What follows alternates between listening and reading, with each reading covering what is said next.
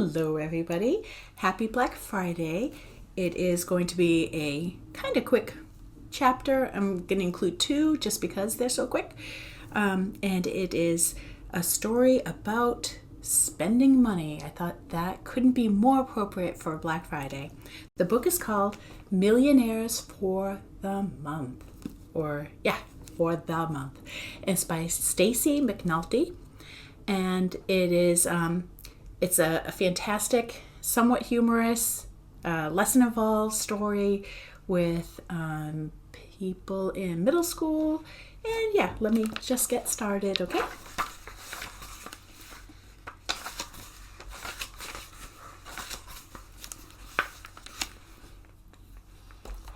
Chapter 1.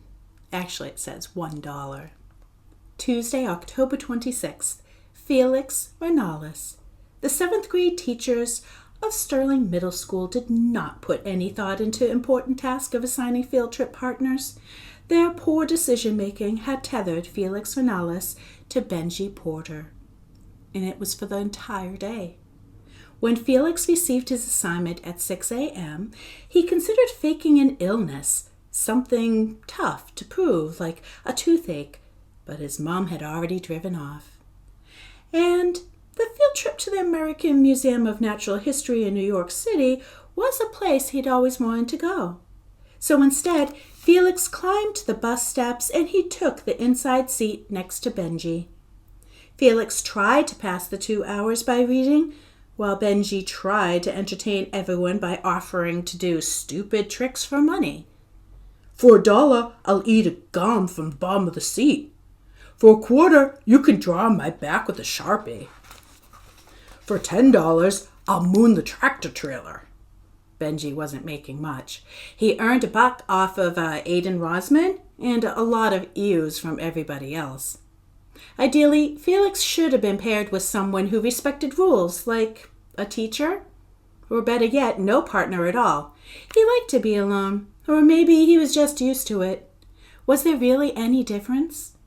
Benji and Felix knew each other, of course. They were in Ms. Chenoweth's homeroom, and they both played basketball.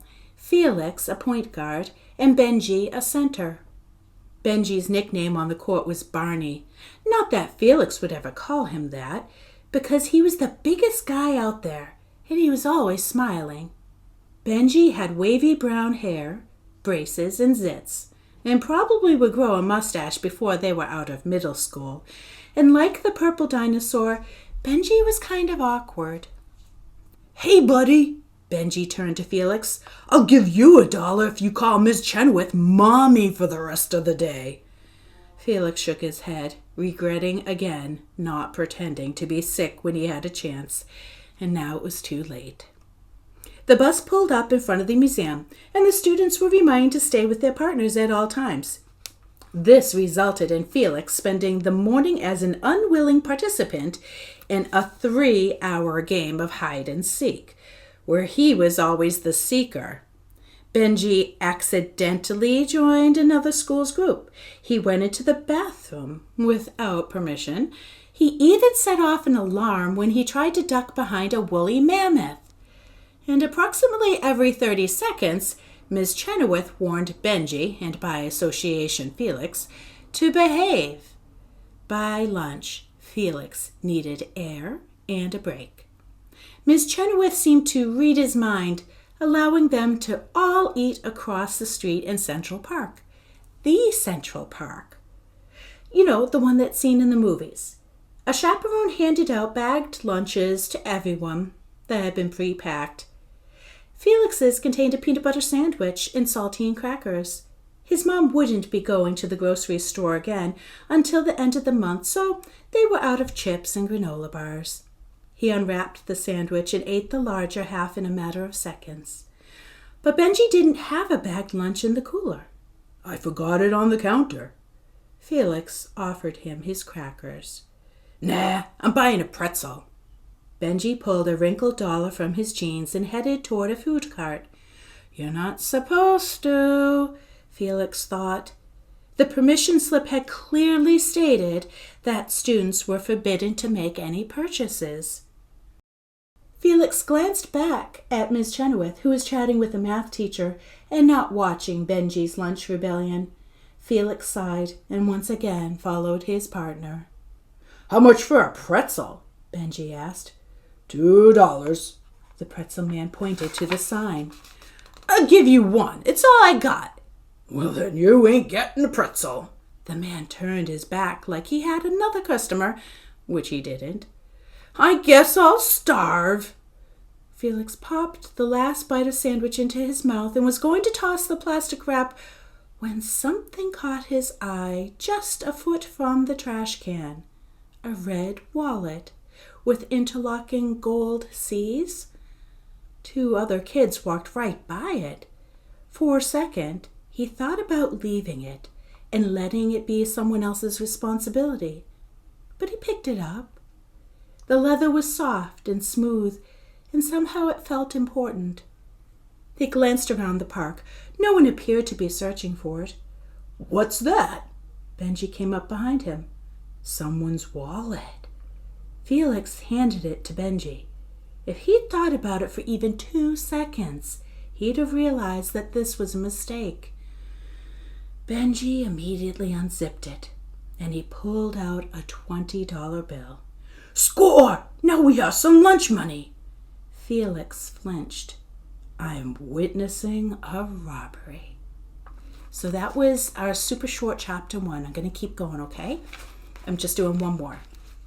Chapter 2, actually, $1, it says $2 instead of just chapter 2. Tuesday, October 26th, Benji Porter. Until this point, Felix had not been Benji's ideal field trip partner. He barely talked. He followed every rule, and he seemed to be against having fun. But finding the wallet made up for all of that. Plus now, they weren't going to starve. Benji's stomach growled as if on cue. "Put it back." Felix pointed at the 20. "We're just borrowing a few bucks. I'll return it." Benji dug around in the wallet. "I'll mail the money to..."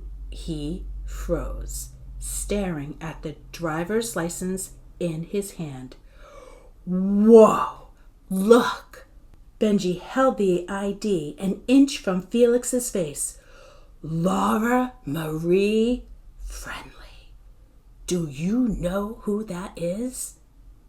Felix squinted at the driver's license. "She's a freaking billionaire!" Benji shouted. Laura Friendly was the founder of Friendly Connect, a social media company that had parents and grandparents loving life. "This lady is so loaded, she's building her own rocket ship to Mars. And once she challenged a family to communicate only using Friendly Messenger for a week, and then she paid him $1 million. "That can't be true," Felix said. "Whatever, it's our lucky day. Pretzels on me. No, hot dogs on me." Benji smiled and he shoved the wallet into the pocket of his sweatshirt. "Actually, on Laura Friendly." He walked back to the cart. The pretzel man, who was also a hot dog man, glared at him until Benji held up the 20. "2 hot dogs, 2 sodas, and 2 bags of chips," Benji ordered. "Anything else?" the hot dog pretzel man asked. "Stop! We shouldn't! It's stealing!" Felix came up behind Benji. The kid made a great tale, like FBI-like surveillance grate. The man folded his arms and he raised his eyebrows. "It's borrowing, not stealing," Benji said through gritted teeth. "I'll pay it back. I'm starving. A boy's gotta eat." "Well?" the guy asked, growing impatient. Benji sighed. "Make it 1 hot dog, 1 bag of chips, and 1 soda." The man began filling the order, while Felix stared at the ground, like there were secret codes written on the sidewalk. "I know you want a hot dog," Benji whispered. Felix gave him the slightest nod, and Benji clapped him on the back. "We're changing our order again. 2 of each, and throw in some ice cream bars."